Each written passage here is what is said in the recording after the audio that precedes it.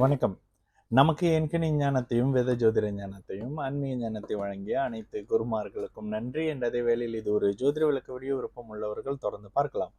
இன்றைக்கு ஒரு ஒரு சிறப்பான ஒரு ஜாதகம். ஜோதிடத்தை நாங்க சாம்பிளுக்கு கொடுக்கிற ஜாதகம் எல்லாமே ஜோதிடத்தை எந்த அளவுக்கு நிரூபிக்குது அப்படின்ற மாதிரியான ஒரு அமைப்பு தான். ஸோ அந்த அமைப்புகளில் இன்னைக்கு ஒரு ஜாதிடம். ஓகே, இன்னைக்கு ஒரு ஜாதகம்.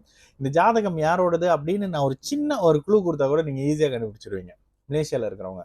ஸோ அதனால கண்டிப்பாக எந்த வகையிலும் க்ளூ கொடுக்க மாட்டேன். ஆனால் 2026ல் இவரு தான் இப்படி இருந்தாரா அப்படின்ற மாதிரியான ஒரு முழுமையான ஒரு மாற்றம் அடையக்கூடிய ஒரு நபர். ஓகே, நான் சில விஷயம் சொல்லிடுறேன். ஜாதகம் பாருங்க, நான் ஃபுல்லாக டீட்டெயிலாகவே விளக்கிறேன். இதுதான் ஜாதகம். ஜாதகம் 25 ஆகஸ்ட் 1990 11:19 AM மலேசியாவில் பிறந்த ஜாதகம். சரி, எந்த வகையில் நீங்கள் என்ன வேணாலும் சொல்லுங்கள், ஆனால் தயவு செய்து என்னோட அடையாளங்களை சொல்லிடாதீங்க. நான் அவர்கிட்ட இருக்கிற ஒரே ஒரு அடையாளம், அந்த அடையாளத்தை சொன்னால் ஈஸியாக கண்டுபிடிச்சிருவீங்க. சரி, ஜோதிடத்தில் விருப்பம் இருக்கிறவங்க இதை ஒரு அளவுக்கு துல்லியமாக உங்களால் நெருங்க முடியும். சரிங்களா? சரி, இதுதான் கேள்வி. இதுதான் ஜாதகம். துலாம் ராசி, துலாம் லக்னம், 3ல் சனி, 4ல் ராகு, 8ல் செவ்வாய், 10ல் சுக்கிரன், குரு, கேது, 11ல் சூரியன், புதன். ஜாதகம் இதாங்க ஜாதகம். சரி, இந்த ஜாதகம் ஏற்கனவே விளக்குன ஒரு ஜாதகம் மாதிரி இருந்தாலும் இந்த ஜாதகம் ஒரு ஸ்பெஷலான ஒரு ஜாதகம். இப்பொழுது தற்போது அவருக்கு நடந்துகிட்டு இருக்கிற தசை குரு தசை. குரு தசை, எஸ். ஓகே, தற்போது அவருக்கு நடந்துகிட்டு இருக்கிற தசை குரு தசையில ராகு புத்தி இந்த மார்ச்ல இருந்து நடந்துட்டு இருக்கு. ஓகே, என்ன மாதிரியான அமைப்புகள் இருந்தாலும் நம்ம இயல்பா ரிஷப துலாம் லக்னத்துக்கு குரு வரக்கூடாது. அதுவும் உச்ச குருவாக இருந்து தசை நடத்தினா என்ன செய்வாரோ, நான் அடிக்கடி சொல்ற உதாரணம். இந்த உதாரணத்தை சொன்னா கூட நீங்க கண்டுபிடிச்சிருவீங்க. சுக்கிரன் கிளப்பிங் போறவர், குரு கோயிலுக்கு போகிற உண்மையாகவே ஆச்சாரமாக இருக்கக்கூடிய ஒரு கடவுள். ஸோ இந்த உண்மையாகவே ஆச்சாரமாக கடவுள் வழிபாட்டில் இருக்கக்கூடிய ஒருத்தர். 2 பேரும் தேவகுரு, அசுரகுரு. இதுல என்னன்னா லக்னத்தோட அடிப்படையில லுக்ல வந்து, சரி அது வேணாம். இப்ப அவரை சாமியாரா வச்சிருக்கிற ஒரு ஜாதகம். சரிங்களா? சரி, இப்போ அவரு ஃபர்ஸ்ட் வந்து 2023ல நம்ம கிட்ட ஜாதகம் பார்க்குறாரு. நான் சொல்றேன், 2026க்கு பிறகு உங்களோட லுக்கே மாறப்போதே பிரதர். ஓகேங்களா? 2026ல உங்களோட லுக்கே மாறப்போகுது. இப்போ நீங்கள் ஒரு லைஃப் வாழ்ந்துகிட்டு இருக்கீங்களா, இதை தூக்கி போட்டுட்டு உங்களுக்குன்னு ஒரு லைஃப் வாழ ஆரம்பிப்பீங்க. இப்போ நீதி, நேர்மை, நியாயம் அப்படின்னு மனிதருக்கு தேவையில்லாத சில விஷயத்த வச்சுக்கிட்டு வாழ்ந்துகிட்டு இருக்கிற ஒரு சிரிச்சுக்கிட்டு பேசாமலே இருந்தாரு.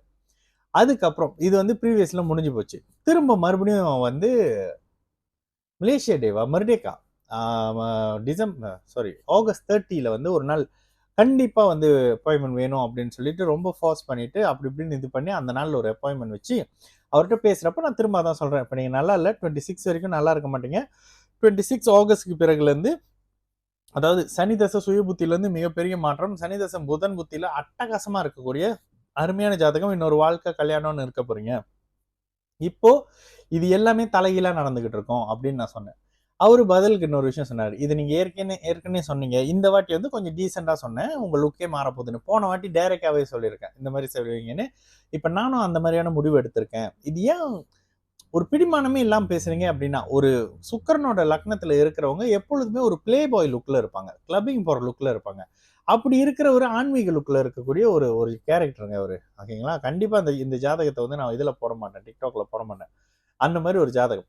ஸோ அந்த ஜாதகத்துல இருந்து குரு தசை கடந்த 16 வருஷமா, ஓகே, குருக்கு முன்னுக்கு நடந்தது இவரு யாரு, குரு பார்த்த ராகு தசை. ராகு முழுக்க முழுக்க படிப்பை கெடுத்தாரா? ஆமாங்க, நான் இந்த இந்த வகுப்பு வரைக்கும் தான் படிச்சிருக்கேன்.